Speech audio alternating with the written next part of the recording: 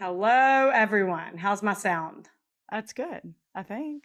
I just moved, guys, yesterday. I moved to a new house in Greenville, South Carolina. What up? Rebecca is on the move. And it was a hectic one. And so I don't know how the sound is. I don't know how my new office is doing. I have the carpet down. I have pillows behind my computer. I'm wearing a big, giant, puffy jacket. So, just sound absorbent stuff. I haven't showered in 4 days. I haven't slept in 4 days. Yeah, I can Excited tell to in the be shower. here. Glad to be here. And it's my story today. So I hope it's good. But bear with me if it's not. Come on. Don't let it define us. Yeah, come on. Don't be so judgmental.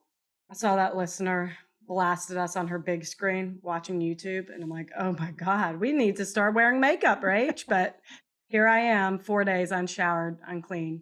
But my jacket's pretty cute. So I hope it's distracting you from my face.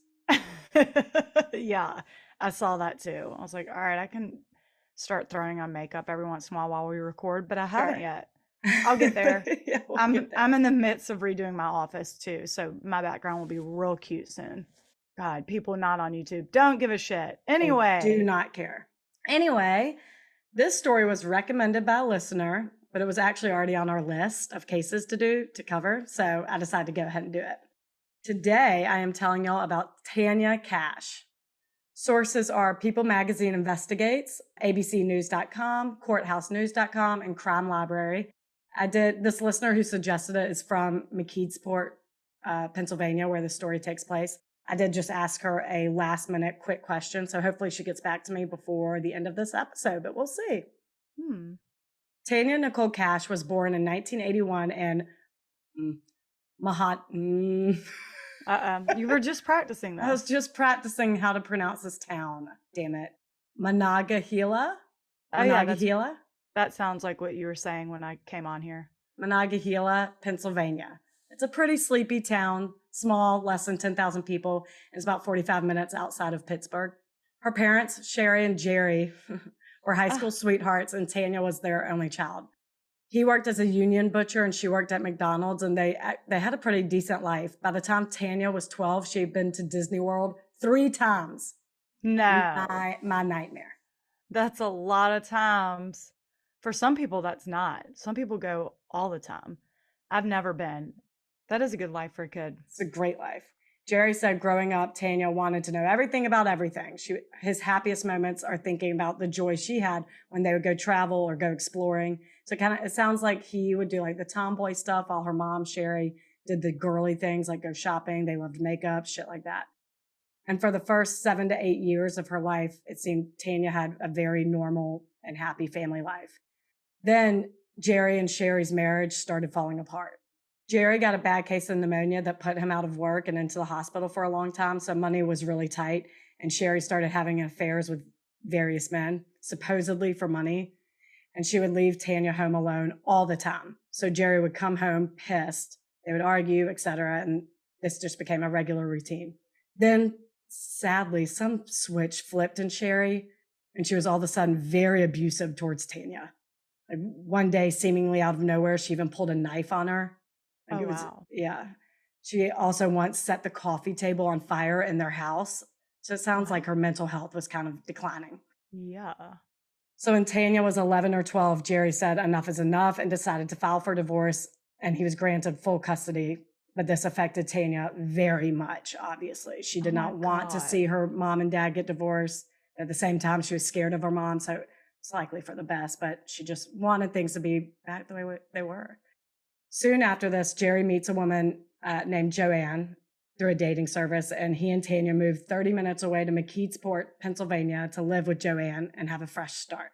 Mckeesport, according to my sources, was a little dangerous, high unemployment rate, and wasn't a cute little suburb at all in the 90s, at least. It might be today. I don't know. I know we have one listener from there. I'm not trying to insult anyone. Take it up with my source documents. Tanya is 13 years old at this point and is having a very hard time adapting. The moment she started at Cornell Middle School, she hated it because 13 is a terrible time to be a new student. Oh, yeah. Kids picked on her. She got suspended for fighting, so she got grounded. Therefore, she started resenting her dad for uprooting her life. And on top of that, he and Joanne got married, and Tanya doesn't really get along with her. So now she has a new stepmom she doesn't like who is also punishing her. Yeah. I That's mean, tough. yeah, for as mouthy as we were in our early teenage years, could you imagine if mom were our stepmom? That Oh wouldn't my have flown. God, no way. I mean, for such a drastic life change you didn't want, acting out seems pretty par for the course, let's face it. Very standard teenage stuff. And with this teenage angst, Tanya started drinking and smoking. She even runs away a few times, hiding out at various parts of town or staying with the few friends she did have. But she usually came home within a couple hours. I think maybe the longest she was gone was for a full day. There was one time she ran away and didn't have anywhere else to go. So she called her dad, but he nor Joanne answered. So she called her aunt, who sent her husband to pick her up. And when they were in the car, he started talking about how he pays for sex. Oh And that no. even he says that he paid Sherry, Tanya's mother, for a Oh, blowjob once. he Then, told Tanya yes, this? yeah. Then he told her that This is her uncle. this is her uncle. Okay. Then he told her that he used to masturbate to a picture of her being What? Tanya. She's 13? Yes. Who? And he pulled off the road. And she told him she did not feel the same way about him and asked him to please drive her home. And he did. And she ran inside to the safety of her dad's arms. But I don't think she ever told him. How creepy is that? Ew. February 10th, 1996, Jerry and Joanne woke up and it was one of those days. They found 14-year-old Tanya is gone. They found her pajama pants on the stairs going down to the basement and her duffel bag was gone. Oh, God. Joanne gets in the car and starts driving to look for her, but didn't have any luck. Then a day passes, then another, then another. And after 4 days, Jerry is officially freaking out. He knows this is no longer teenage rebellion, so he calls the police to make a report. But because he's done this before, they don't take it too seriously. He's filed a report in the past when she's run away, only to cancel it a few hours later. So, but she's never gone 4 days before. I was about to say 4 days, though, is far too long. Right. And a town that they themselves deemed as seedy. Yeah. Then Tanya's grandmother came across a piece of paper with a phone number on it that Tanya had written down the last time she was over there visiting. So she decides to call the number, and a woman named Judy Sokol answered. She's a hairdresser in town who Tanya knows, so they asked the police to go over there. And they go talk to her, and Judy admits that the last time Tanya ran away, which was December of 1995, about 3 months before she went missing, Judy let her stay there, but she hasn't seen her since she left to go home.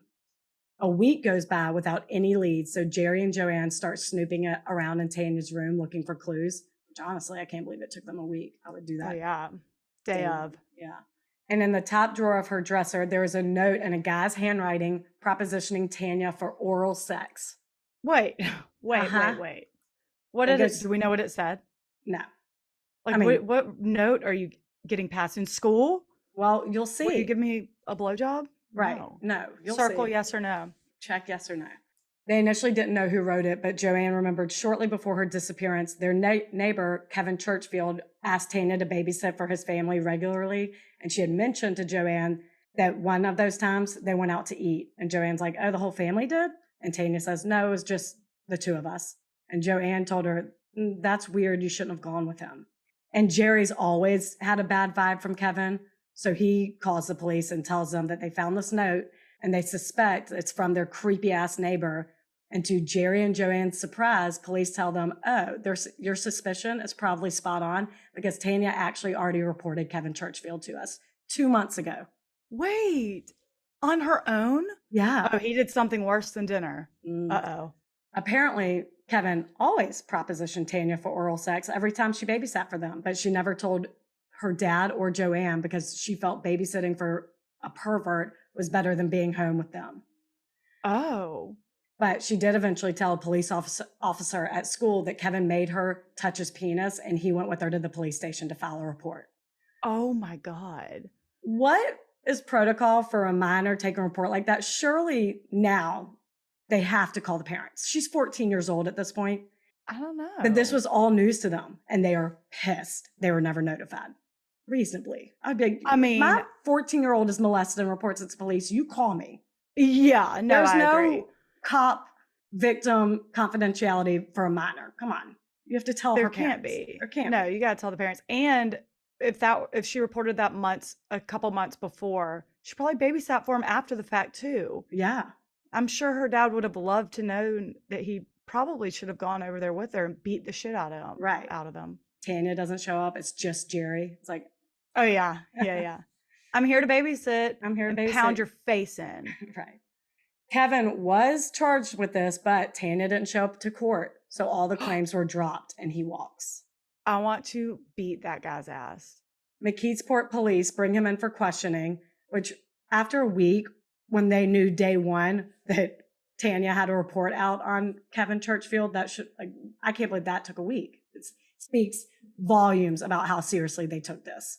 Yeah, that should have been step number one when she was reported missing, is go talk to the creepy neighbor that they already know about. And Jerry and Joanne didn't. They just got a bad vibe, and they called the police. They had to bring it to their attention, and the police then said, oh yeah, we already know about him. He is creepy. He molested your daughter, pretty much. That is so effed. But Churchfield agreed to take a lie detector test, and the first question was, did you kill Tanya Kach? And he laughs and says no. Then the cops are like, oh shit, maybe she isn't a runaway. Maybe there's some foul play here. Sure. Well, look who just woke up. I mean, she's 14 and it's been a week plus. And yeah, there's a suspect who has a clear motive. She didn't show up at court and all the charges were dropped against him. Come on. Well, that's not a motive. He's probably amped. What do you mean? A motive to get her out of the picture. So she cannot show up at court. Okay. Churchfield did confess to having a sexual relationship with her, but says he did not abduct her or kill her. So they search his home. They don't find anything. And they can't even charge him with the sex crime because Tanya needs to resurface to confirm this is true. So again, he's off the hook. I'm like, can't or won't? You can't charge him or you won't charge. I guess that can't be true. The victim has to be there to testify. It's like the Megan Landowski episode. Yes. Yeah. The dad's best friend was sexually abusing her and she wasn't at court because she had been murdered. So all charges got dropped. So 6 months goes by and all leads have stopped. Jerry doesn't know what to do, so he just drives around at night hoping to see her walking down the street. He just drives aimlessly. What else can you do? Oh, God. Then Joanne discovers a diary Tanya had hidden in her room and has a lock on it, which she obviously busts open. And it's your standard teenage diary, you know, I love boys, fuck my parents, blah, blah, blah. Yay, can't wait for my period. Ah. Yeah. Typical stuff. But there is a recurring name in it, Tom. And it's clear she's interested in this Tom because there are hearts all over his name. They also found an entry about Tom and Judy Sokol, the woman, the hairdresser that police went ahead and questioned. Judy and Tom clearly know each other, so the police go back to Judy's house and they're all, who's Tom? And she tells them it's likely Tom Hose, a 38-year-old security guard at Cornell Middle School. She said Tanya had a crush on him and even wrote him a love letter. If you need a visual, he has a Freddie Mercury vibe going on, voluminous hair, stash to match, and Tanya thought he was dreamy. They found out that he lives with his parents, so they go there to question him, and he confirms she did write him a love letter, but he promptly reported it and turned it into the school. Investigators check with the school, and they confirm that's true, so he too is ruled out as a suspect. Years go by, and police no longer contact Jerry or Joanne. The leads have died down, and the Caches feel like they just want to put the file away and be done with it. Then, 2.5 years later, in July of 1998, an electric worker found a decomposing body, pants around the ankles, lying face down in a local cemetery. They could tell it was a female. God. I know, the creepiest. Oh, I didn't know that part. They could tell it was a female, but decomposition had already taken place, so they couldn't immediately identify her. And everyone, including Jerry and Joanne, was certain it was Tanya. But through dental records, they determined it was actually another 14-year-old, Kimberly Krim. Oh, no. Kimberly was walking to the store on June 30th, 1998, when she disappeared and her body was found 6 days later. There were signs of sexual assault, but they were unable to determine a cause of death. This discovery made police think back on another murder from 1995 before Tanya went missing. 16-year-old Anne-Marie Callahan was found near a river by some fishermen. She had an extension cord around her neck and her wrists were bound with duct tape. And the most creepy, flowers were placed in her hand. Ew. DNA was lifted from the duct tape and put into CODIS, but there wasn't a match. But these two victims plus Tanya were all between the ages of 14 and 16 years old and all went to Cornell Middle School. So wait, in this small town, 3 girls in the same school go missing and murdered. The question of the listener was, how many people are per grade at Cornell Middle School? And she's younger than Tanya. She was, I think, in 4th grade when all this happened. But she said, first of all, Cornell is gone. It's now called Twin Rivers Middle School. And I would say about 20 to 25 students. No. 20 to, again, she is younger than Tanya. But I'm like, are you? So I apologize, everyone, for saying it was dangerous. But 3 middle schoolers were victims in the night. If that is a small class, 20 to 25 people. So out of roughly 75 to 100, assuming they weren't even in the same grade, 3 girls were missing at one point, two of which are now found murdered. Like, no, sorry. Maybe it is different now, but yes, that is dangerous. Yeah, it's a dangerous ass town. So by 1998, after finding Kimberly Crumb's body, they thought maybe they had a serial killer on their hands, and it reignited interest in Tanya's story because she's the only one whose body hasn't been found. So nearly 3 years later, police enlist the help of the Center of Missing Exploited Children to do an age progression picture of her, and it's blasted all over the United States. Her picture was on over 400 million milk cartons throughout the next few years. Oh my God.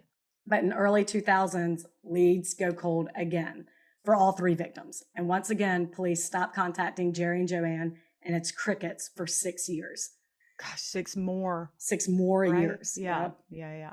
And 10 years after Tanya went missing, her father finally accepted that she's not coming back.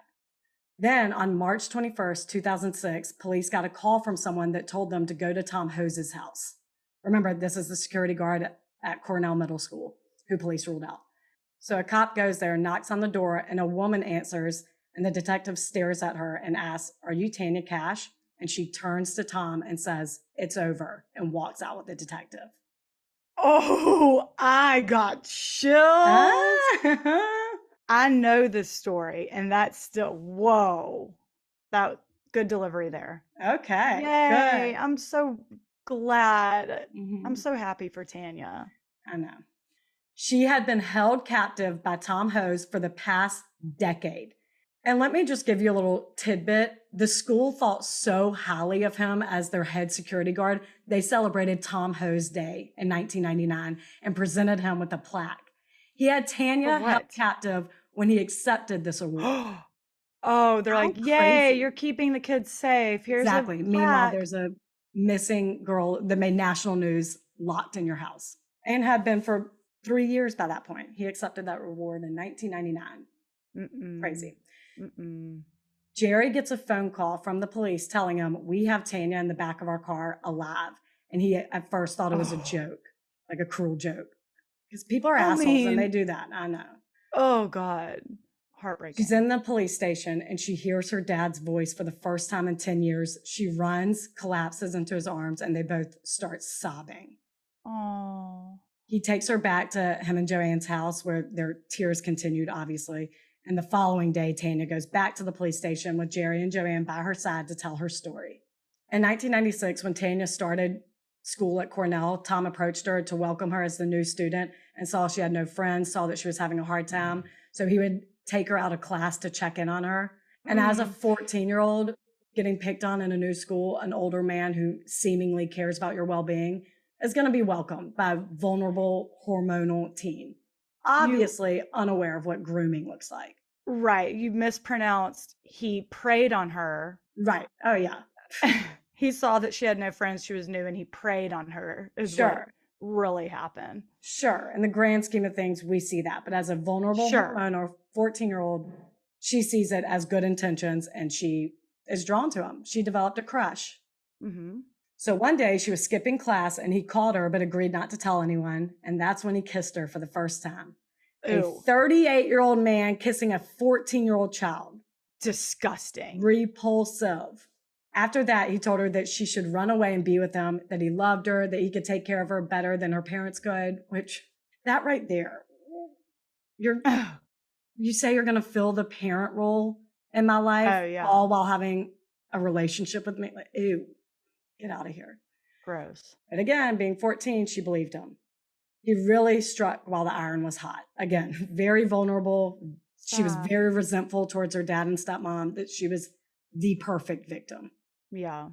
So February of 1996, it was his plan that she followed. He helped her sneak out that night.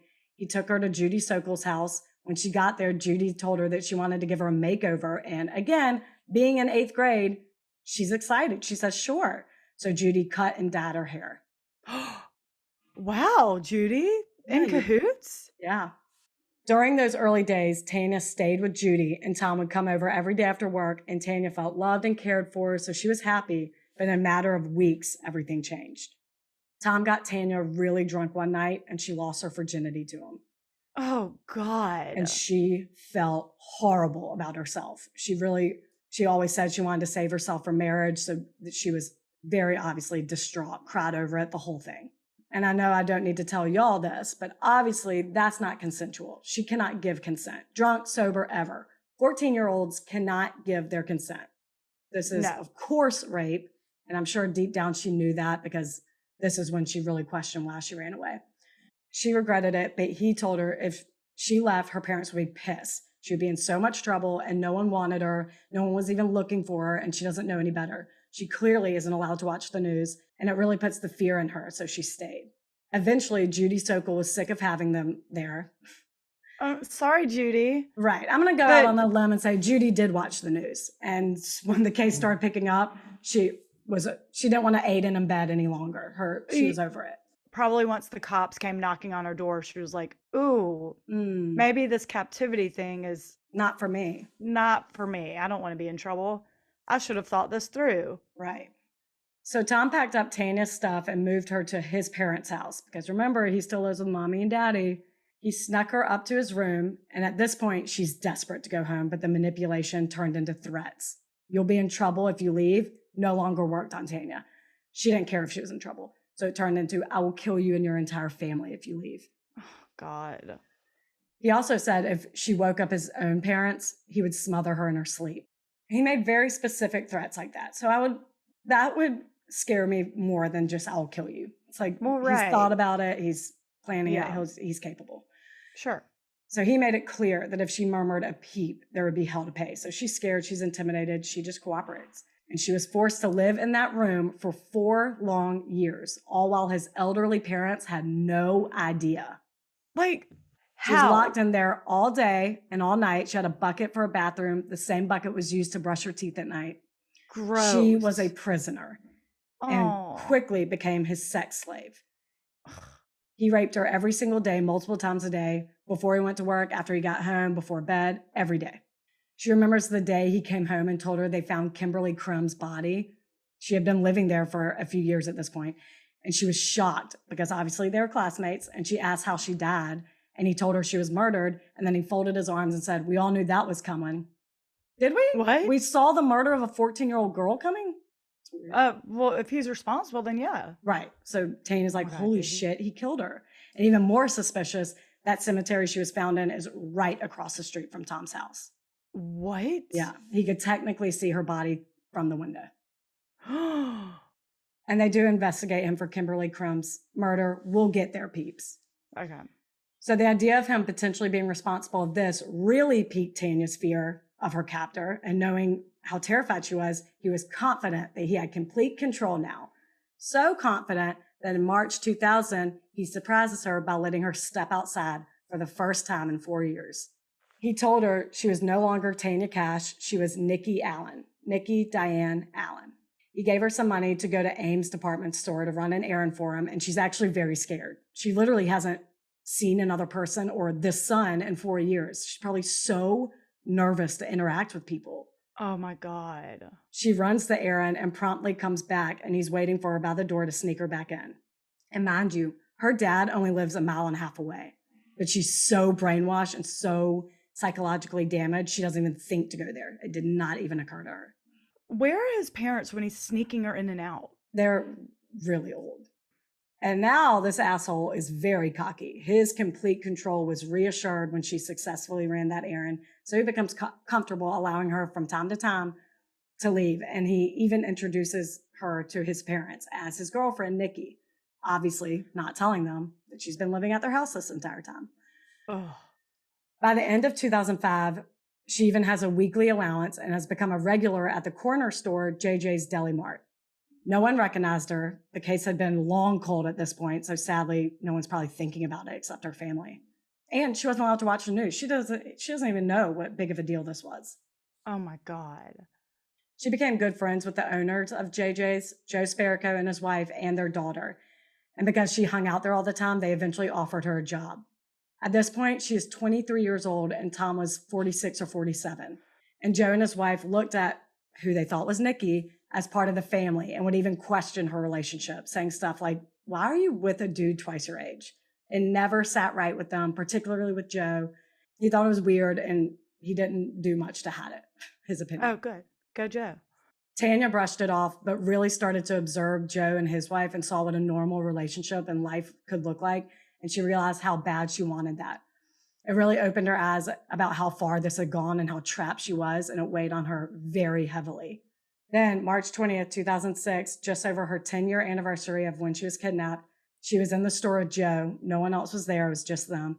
And she bursts into tears. He asks her what's wrong, and she looks at him and says, my real name is Tanya Kach, and blood rushes from his face. He sits there in shock. I cannot imagine what's going on in his head. He's just staring at her in disbelief and then goes, I'll handle it. Joe! Joe! Yeah. See, I knew that part too, but again, chills. Gosh. And guys, look, to my knowledge, Joe has never done a video interview. I've never heard him speak. But if you're not picturing Al Pacino saying, I'll handle it, and then lifting up his pant leg to pull out a gun from his boot, cock it, and walk out the door, then I'm not sure where your head is. You're not paying attention. You're not listening to the story. No. Because in my mind, Joe Sparico, he's a wise guy, and I know. I'll handle it. Last episode, we laughed at Susie, assuming anyone with an Italian last name is in the mob. And of course, I actually don't think that Joe is, but when he says, I'll handle it, after being told a horrendous story from a very dangerous man, your mind wanders, you know? I hope so. And I picture the same thing. Yeah. I got it. But in reality, he does not pull out a gun. He doesn't walk out the door. He tells Tanya to go home, act normal, keep the exact same routine, and when someone knocks on the door, it will be the police. Oh, God. Go, Joe. I know. Another person I want to hug. I know. So she does it, and she's in Tom's living room, making sure she's the closest one to the door when she hears that knock. And within minutes, police are there, and that's when she opens the door. A free woman after 10 long years. Holy shit. They start investigating Tanya's story to build a case against Tom. Casey White was in the child abuse unit, bless you, my God, and said that he was the most deviant predator the DA's office has ever encountered. They get a search warrant and find 31 date books detailing Tanya's captivity, including rapes and sex acts he forced on her. He made her track it so that he could use it as bragging rights to his friend about his new girlfriend, Nikki. Are you kidding? No. So he would present this to his friend, like, see, she journaled it. Right. What? Which is disgusting, but also perfect because it's all the evidence they needed to arrest him. Fucking idiot. Not only arrest him, but Judy Sokol too. Thank God. He was charged with statutory sexual assault, 3 counts of involuntary deviant sexual intercourse, 2 counts of indecent assault, and 1 count each of endangering the welfare of a child, corruption of a minor, interference with custody of a child, and aggravated indecent assault. You will notice. Kidnapping? Yep. You will notice. I did not say kidnapping in that list because he was not charged with kidnapping since she willingly went. This does not make sense to me. Kid. I know. Just like not being able to consent to sex, children should not be able to consent to sneaking out when you're in cahoots with an adult. And yeah, had she snuck out and just wanted to roam the neighborhood for a little while and someone came up next to her and snatched her in a car, that would be kidnapping. Sure. But just because she went willingly to someone's house? Right. then that can't be kidnapping. He held her hostage. That's kidnapping. And like, had she snuck out completely on her own, went to his house voluntarily, knocked on the door, he didn't see it coming, I can almost kind of see how they would make that argument in the 90s. But when it was his plan and his instructions she followed, no, that's kidnapping. Like, I mean, that wouldn't happen today. There's no way. Oh, no, absolutely not. And I'm sure that's what he's telling the cops. Mm-hmm. He wasn't involved at all. She came over completely on her own. But the moment she resurfaces after a decade with a new name and a bucket for a bathroom, you take her word over his all day, every day. That's it. Yeah. Ugh. I hate him. Right. So as Tanya is trying to adapt to being free and back home with her dad and Joanne, they start to kind of turn on her. Oh, I know. According to Joanne, they believed her at first, but once the dust settled, they started looking at the big picture and they don't think things add up. And they think she could have left at any time if she really wanted to. Her dad is even in this People Magazine Investigates episode and says he would like to hear Tom's side of the story. Gross. Are you serious? You do? You want to hear from the predator who raped your child? That is bizarre. You want to hear him out? Yeah. No way. I know. I knew that I hated them. I know. So he and Joanne will say shit to her like, well, you're the one who voluntarily left. One more for the dumbasses in the back. She was 14. 14 years old. Groomed. And look, again, I will play devil's advocate for you. I can see back then these older people who likely aren't well versed on the effects of brainwashing and the psychological damage that captors have on victims may have that reaction. I mean, it's hard to wrap your mind around. I get that. But they still think this. These interviews were conducted in 2023. So these comments they made were like yesterday. Even when the cops back in 2006, tell them, no, Stockholm Syndrome is a thing. She's a victim. They don't buy it. But they're so sick. I know. And this causes other people to scrutinize her too. So it's so unfair. So unfair. Tanya, we know you're the victim. We know. Everyone knows. So on top of Tanya's case, cops were also investigating him for the murder of Kimberly Crum and Anna Marie Callahan. It's just too weird that he preyed on one girl from that school and then randomly two more get murdered. But you're telling me no further connection was ever found. To this day, Anna Marie Callahan and Kimberly Crum's cases are unsolved, and police say all the leads have been exhausted and it now rests on someone coming forward. So sad. What?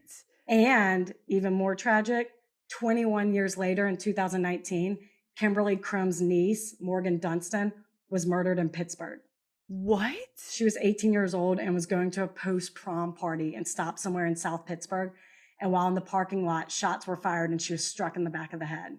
Whoa. Sadly, this too is unsolved. So Kimberly's mom and sister have to deal with 2 unsolved murders in their family. The fuck? Mm-hmm. Judy Sokol obviously helped Tom out and allowed them to have sex in her house, knowing Tanya was only 14 years old. So she's charged with statutory sexual assault, involuntary deviant sexual intercourse, indecent assault, and corruption of a minor. And she's sentenced 6 to 23 months. No. I couldn't find how much time she served. Okay. So, I mean. 2 years at the latest. Not a lot. Not even. Yeah, not a lot. No. Tom Hose tried to stab himself before his first trial, so they had to push it back.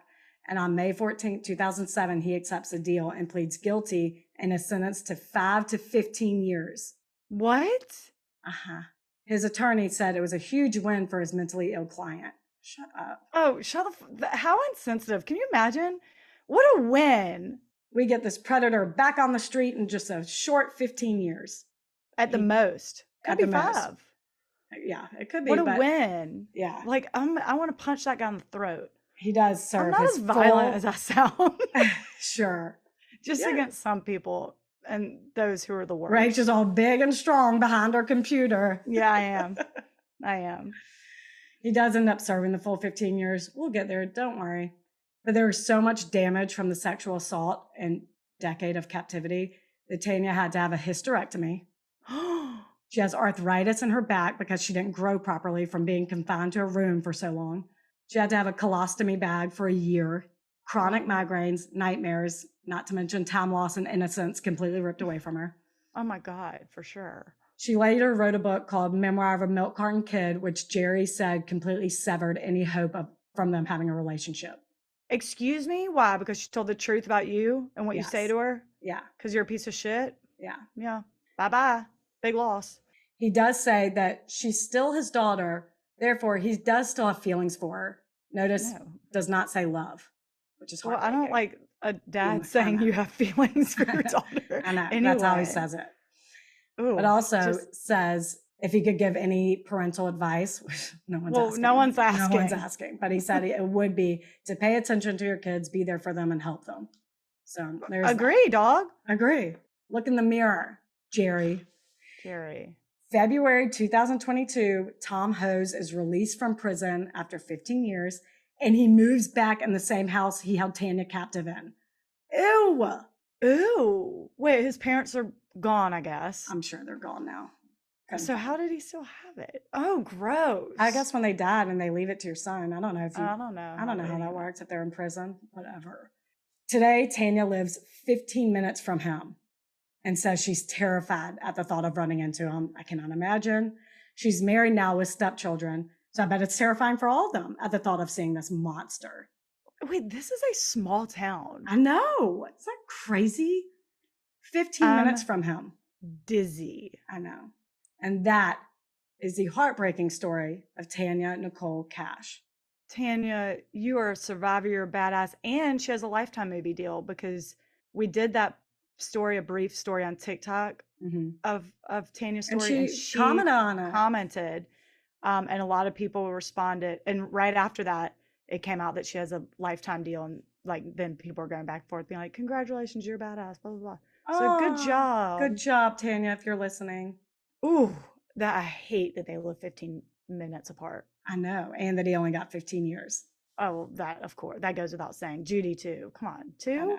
I know. Where's that bitch? Is she back in town? I don't know. I couldn't find her whereabouts. I hope she moved away, changed her name, learned her lesson. I don't know. Oh Lord. Patron shout outs: Tanya, Mara, Sarah, Betsy, Barbara, Paige, and Johnny. Welcome. Thanks for joining. Thank you so much for joining. Y'all are the tits.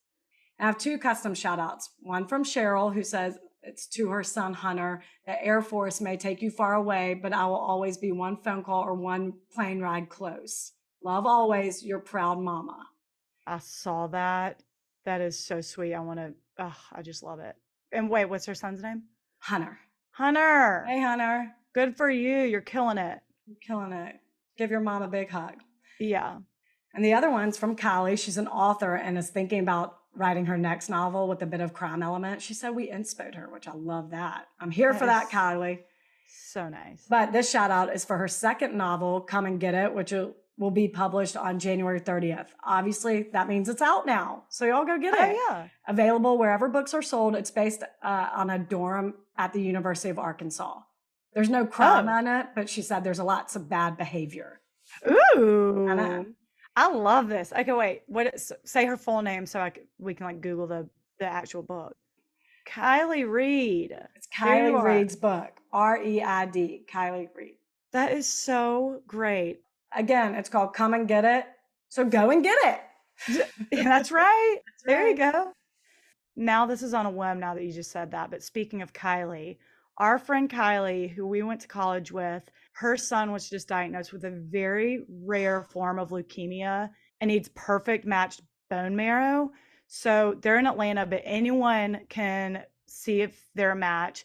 I did it. It's really easy. You just go to Be the Match, Google it. They send you a swab. It's all free. You wipe the inside of your cheeks, send it back. Easy. Already stamped. We're good to go. Yeah. It's very easy. And you go, they store it in a database and you're contacted if you're a match for someone. But he needs it. He's 2 years old. Sterling needs it desperately. So if y'all are willing, y'all go check out Be the Match. I think it's bethematch.org. Yeah. Yeah, bethematch.org. Go check it out. Swab your cheek. That's all you have to do. And then potentially save a baby's life. Several out there. So, all right, good one. Yeah, I'm glad we did that. Thanks, everyone. Y'all are the best. People are the worst. Bye.